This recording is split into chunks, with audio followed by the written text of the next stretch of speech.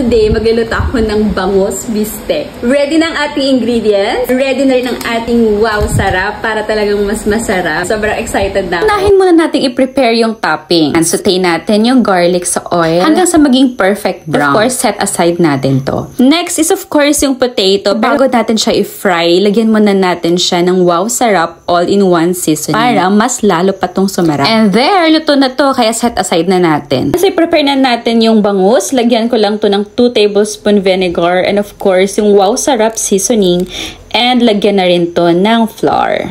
And ayan, prito na natin hanggang maging golden brown. Grabe, ang perfect ng pagkakaprito nito. Buti na lang tinulungan ako ng husband ko. Dahil ito na yung bangus, saute na natin yung onions. And then set aside natin yung half para gawin nating toppings later. Yung natira, dagdagan lang natin ng water, soy sauce, at pepper. And let it simmer for 3 minutes. Lagay na natin. Excited! Ayan, so ready na. Pour na natin yung sauce ng ating bangus bistek. Lagay na rin natin yung toppings na prepare natin kanina. Yung potato, onions, and of course, yung garlic. And, ready na ang ating bangus bistek. So, tikman na natin! Ima! Harap! Try nyo na din.